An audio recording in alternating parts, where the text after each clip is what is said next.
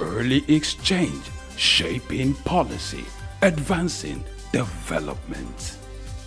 Glad to know that you're still tuned in to Early Exchange. And right here, we're shaping policies and advancing development.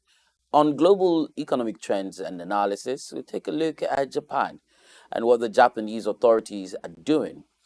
Just before we went on the break, I told you that the Japanese authorities invested, I'd like to describe it that way, 36.8 billion US dollars to support the yen because apparently the yen seems to be suffering, if I may. And it has fallen against the dollar, its lowest in the last 38 years. And this is very coincidental with the interest rates being increased by the Bank of Japan 0.1% to 0.25%, and all in a bid to reduce the volatility of the currency and stabilize the yen. But then, the impact of these policies, would it be felt now or later? What could, have been done better? If you had to compare these interventions with previous interventions, how could it have been done differently? Joining me on the program is none other than CEO of Muktar Finance, Muktar Mohammed. Glad to have you on the program. Thank you so much for having me. Good morning. Okay, so I know you've had a busy morning, but then let's talk Japan just a little bit.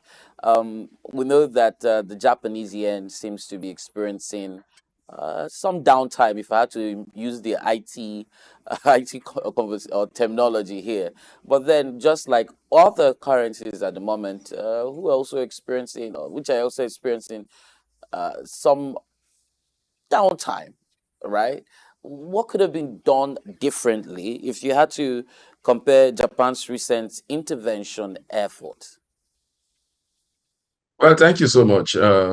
Again, I think Japan is normally an economy that is largely not driven by hiking rate because in terms of supply chain, it seems to be driven by a lot of global companies and they have more global players, especially in the manufacturing sector of cars. So that has really helped to stabilize their economy. And that sector is the most vibrant because it's the one that end effects to the Japanese economy. You know that that sector also has had its own challenges due to competitions from countries like India now that do also have a vibrant automotive industry and also the United States cars makers also. And so the government of Japan has been trying to boost their economy by buying most of the central bank of Japan buying most of the government yield in terms of government treasury bills, and then that has helped stabilize their yen because the key cash driver of the Japanese economy, like I told you, the technology space, especially the car manufacturers, have not been bringing in so much effects like it used to be before. So that has also affected the economy. Then in terms of productivity also, the Japanese economy has not improved with so much productivity because of the low trade in some of these car making giants that are located in Japan. So basically, that has been one of the greatest challenge of the Japanese economy. Then, coupled with government increase in minimum wage also, that has also begun to drive up inflation. And for the first time for years, the Japanese government are thinking of hiking rates, and that has not helped the economy going forward. But again, when you look at that rate hike, VAR rate cut in the United Kingdom, that could be a game changer for Japan going forward. But as it stands now, I think they are trying to maneuver their way, and so to bring a balance in the economy, they are trying to make sure that some of all these assets that the Japanese central bank normally buy from the government are reduced, and so that is causing a distortion in the system. Okay, so you're able to kill two birds with one stone by stating the reason as well why the Japanese authorities have decided to hike their rates. But then, do you think this has had any sort of impact on their foreign reserve, as it were? Yes, it does, because like I said, though minimal, but it has. Their key driver of the Japanese economies are the car manufacturing companies and those are the companies that drive FX into Japan. And like I said, they have had a lot of competition from other either developing automotive sector or the United States car. I mean, and then you mustn't forget that there's still the global research recession problem after the COVID-19 pandemic. So a lot of people have not a lot of countries where Japanese cars are normally the in are beginning to reduce that and looking for cheaper means that are coming from other automotive countries like India and Indian especially. And so that have reduced sales and that have reduced the flow of effects into the Japanese economy. Though it's minimal because of the large, robust reserve that they have both in yen and in dollar and the volume of trade. In spite of the challenges, the volume of trade has not drastically go down. So it's definitely trying reduced it, but again, it has not so much have impact in terms of the exchange rate between the Japanese yen and the US dollar. Even if it has done it, it's just minimal. I think it's about 1 point something percent as at today, which is minimal compared to other in currency via the US dollars. So you talked about having some form of impact on the trade. You've talked about the automobile industry, but then does it mean that it has some negative influence on their export competitiveness? Japan is not the only country, that manufactures cars or puts together automobile. Do they stand a chance against their competition? Well, you know that about the Japanese, average Japanese company have 100 years plan, and these plans are easily evolving as the situation evolve. I think their own is normally based on strategy, based on planning, and I think we've seen these challenges come and go with the Japanese automobiles industry, which is, like I say, is the key driver of the Japanese economy. But also, you know that Japanese also investing heavily in infrastructure. Japanese also are investing in artificial intelligence to drive infrastructural development. That could be a key area whereby they will export to other parts of the world. They are trying to diversify their economy, especially using artificial intelligence as a key in infrastructural development and also in using that to have an edge over other automobile economy. So it's yeah, it's a challenge, but I think they are addressing it by diversifying their economy, and they are also trying to go into tourism and trying to improve some of the tourist side that happened, especially during the war, the first and the second world war. So that also is beginning to attract effects into their economy. So more or less, they are dealing with this issue by trying to diversify their economy and also looking at other sectors, even outside the shore of Japan, that they can begin to invest. They are beginning to look at Africa. Even if most of their investment is not much in Africa, they are trying to compete with the Chinese in some area of some countries in Africa, like in South Africa, where they are trying to develop an automobile plant whereby you can as well manufacture Japanese cars there and then train it to export it to other African countries. That would bring down the cost of those cars incomparable to the other countries. I think they are doing a lot of thinking, a lot of re-strategy. Like I said, the average Japanese company has 100 years plan.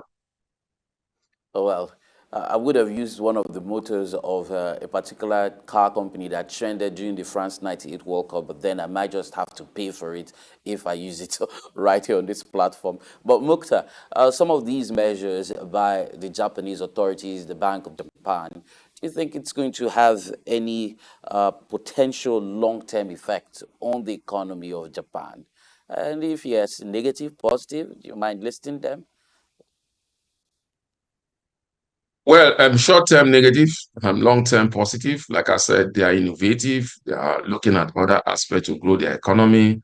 And I think they are dependent on their car makers industry as one of the giants in the world. That space is being challenged now by other manufacturer, automobiles countries, and also the advent of artificial intelligence also is one area that has reduced that advantage, and so they are trying to invest in that area. So in the short term, it could be a turbulent time for the Japanese economy, like what they are experiencing, the hiking rate, which will increase cost of doing businesses. But again, in the long term, they are more focused on growing the economy taking the hard decision in the short term, because what has happened thus far, they have taken the easier way out of it, and it's affecting their economy.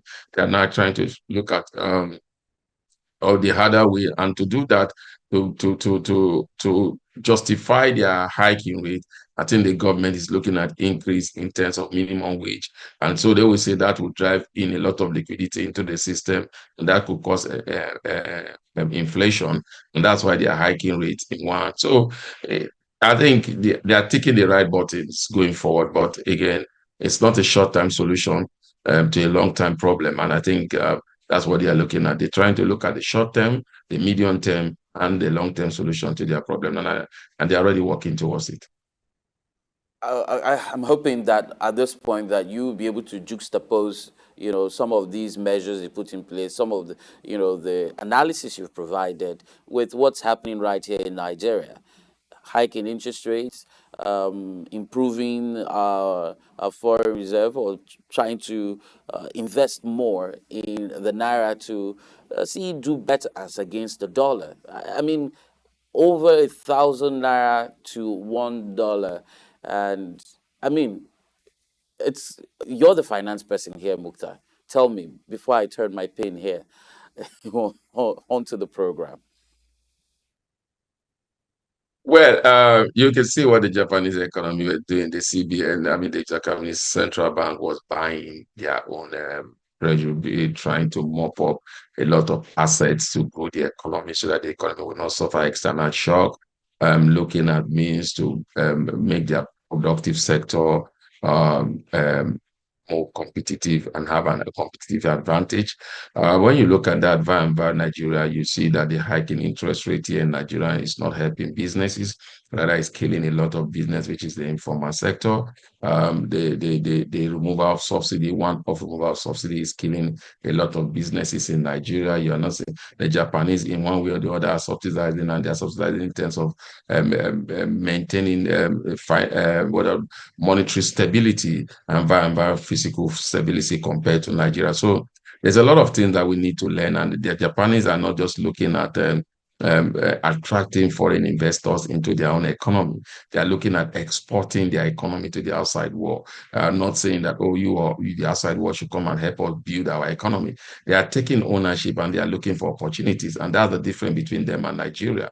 In the Nigerian case, what we see is our apathy for trying to want to attract a lot of foreign investors into our economy to the detriment of our own local economy. That's not happening in Japan. I think those are the lessons that we should know, that the world is, as it stands, is a global village itself. But again, it's largely driven by ownership by the indigenous people. And that is why when you see a giant of a business like the Dangote refinery coming, that could be a game changer to Nigerian economy, and you see policies and politics all around it, you tend to wonder what we tend to achieve by doing that. Okay, so most countries, or all countries in the world, actually use the dollar as a yardstick to measure growth, to measure stability. And of course, the US seem to also have a problem of their own, and that's the possibility that they could just slide into recession with the growing inflation. But then the Federal Reserve has decided to hold um, steady the interest rates, and that's in the bid to see if they can control the inflation levels so that the country does not slide into recession. But then, if I may, what are the indicators that may suggest that the United States have a high inflation at the moment?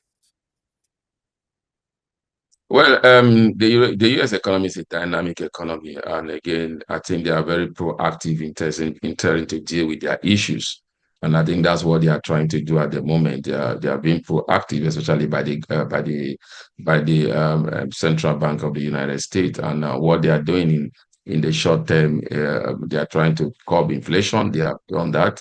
They are almost hitting their target of 2% inflationary pressure. The challenge with the American economy has to do with the area of job creation, which has is one of its lowest ever in decades, and that is affecting investors' confidence and causing panic in the system. And this is largely driven by the hike in interest rate, which have caused most of the vibrant tech companies, especially those that are involved in artificial intelligence growth, to borrow at a higher cost. And that have also lead to reduction in terms of numbers of jobs that are created and the reduction in their staff strength because of the high cost of borrowing. And so when I say they are proactive, they've looked at all these issues, and now what they are trying to do is to make sure that they cut rate instead of continuous hike. Remember, it has been continuous high thus far, then they steady the rate. And so most of them are looking at the cutting rate. And by doing that, then that means the cost of borrowing will come down. And there will be a lot of activities in the market, and then they will begin to create that relative stability that it always crave for. But again, the fear of recession in the US, I think, it's an overreaction to what has happened, especially with the high tech companies, with some of those companies also suspending to come up with a result on their exchange, especially one of the biggest artificial intelligence company. Then the loss of job in some of their giants like Microsoft also. But when you look at this what have always led to recession in the United States, it has not been driven by loss of job. Mostly, it has always been driven by crisis that has to do with some of their key industry, like the mortgage industry or the financial industry, being hit with a lot of bad loans or executive recklessness from the CEOs. You can't see that in any of these issues that is driving the fear. This fear is largely driven by hiking interest rate, job cut, and so those are things that could be managed by the American economy. You should remember that the job data in June was better compared to May, but got bad in July because of all these processes. So I think there's no cause for fear so much about it. But again, when data comes in, those are informations, and the informations sometimes are first driven by fear and then by greed, and then you begin to have stability. I think that's what happens in the United States as that when that happens sometimes yesterday. And to make sure that these issues are dealt with immediately, the Bank of America and the Central Bank of America might be meeting before they are required, which was supposed to be in September, to cut interest rate. They may have an emergency meeting before that to make sure that rates are cut to maintain stability into the economy, and then being driven by all the kind of fear based on the information that is coming through. Well, the Federal Reserve Chairman, Jerome Powell, said interest rates could be cut as soon as September, a couple of weeks before the election. But then, in all this pressure on the dollar and the attention on the U.S. economy, there's some sort of confidence we see among consumers and spenders. What would you attribute to this? Is there a vibrant consumer spending sector of the U.S. economy driven by credit to that sector, and that is why Nigeria is trying to do it also. The U.S. economy is largely driven by consumption, and so you continue to have that in the U.S. economy, and it's largely driven by consumption. So I'm not surprised by what is happening in the U.S. economy based on these consumption issues, because they have a vibrant consumer credit scheme, and that is largely driven by data. So again, like I said, it's just that the cost of those credit has gone up. Like we've been made to understand, most of the challenges that is going through is a global challenge, and what the US seems to be handling their own with a lot of liquidity. And again, because their currency happens to be the global currency, so that helped them in stabilizing a lot of things in their countries. Well, the Federal Reserve says it kept its interest rate unchanged at a 23-year high of 5.3%. This is coming despite calls from some economists and Democratic politicians to implement a cut on Wednesday. But then Jerome Powell is saying that if the inflation continues to fall, a reduction in the policy rate could be on the table, and that has to wait till September 17th to 18 when they meet again. Now, the question for you, Muktar, is if you see the inflation falling, or do you envisage it to fall? No. I think it has fallen for a while. Remember, they're doing a high of almost 10%. It has come down to about 4.06. And you see, when you look at that, what we've been doing in Nigeria, then you begin to ask yourself, why are we doing the same thing and we are having different results?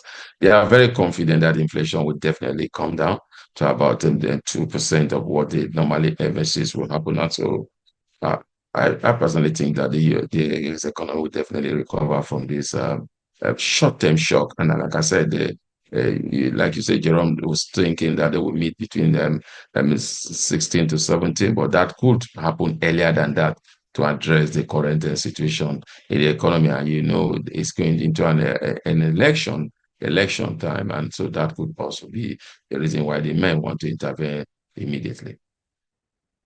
It's possible that some future, I mean, you are sounding positive as well that, there will be improvement. But then if we had future data, if we had some economic data in the future that this might go south, how would that influence the federal's next move? Well, like I said, they're always proactive. They always know where the challenge is coming from. They may have to readjust their strategy, think outside the box. And like I said, once the US economy, as long as it's not driven by mortgage crisis, by financial crisis, then it's always stable. But if a turn of events to change the narrative, we will have to do with a lot of challenge that may come from the financial sector or the prime mortgage sector. If that happened, then that's where the fear would be heightened. But as it stands now, I don't think there's any fear from the USM authority as regard handling this inflationary pressure. Like I said, it was from a high of about 10% to about 4.06%, and they are still confident that they will bring it down to about 2% before the end of this year. So you could see that there's a gradual recovery from the global stock market, the United States market, the Asian market, after that turbulence yesterday by this data. So that tells you that investors have looked at the numbers, have looked at this information, and are now having a clear picture.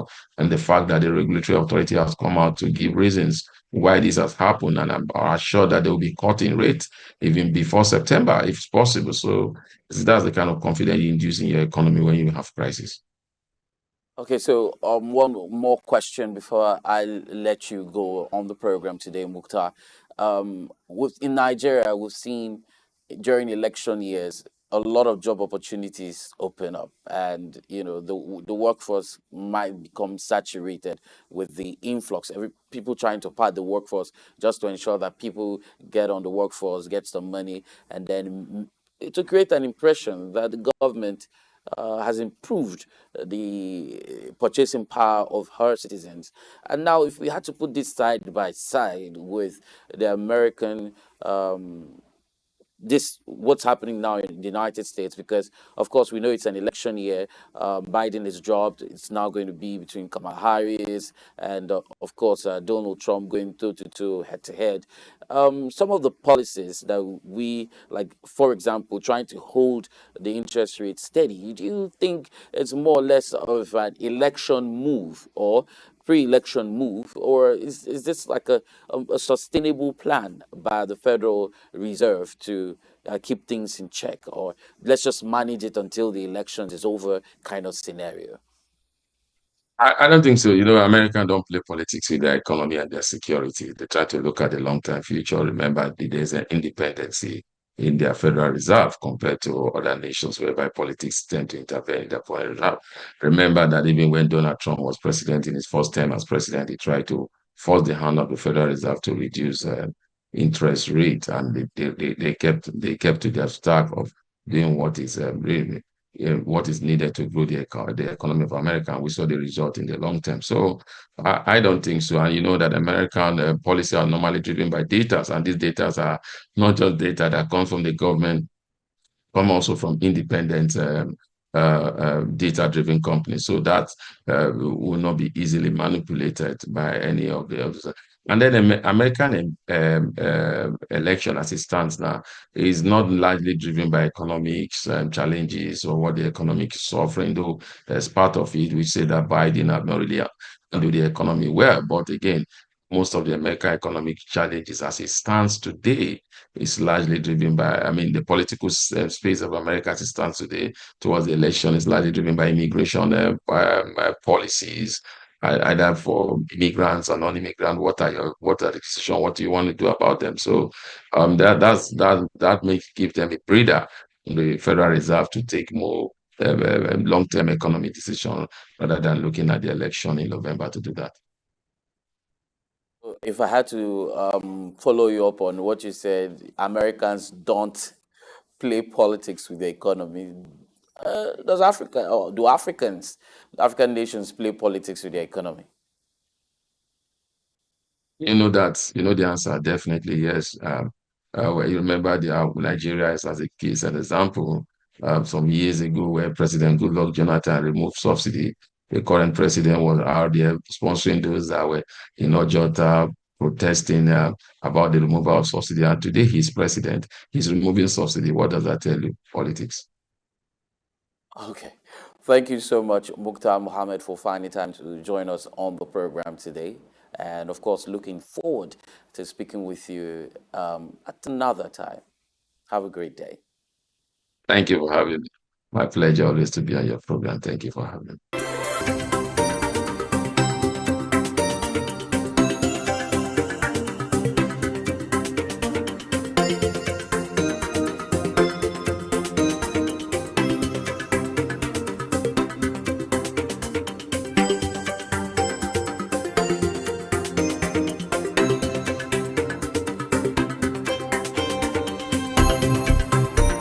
Early exchange, shaping policy, advancing development.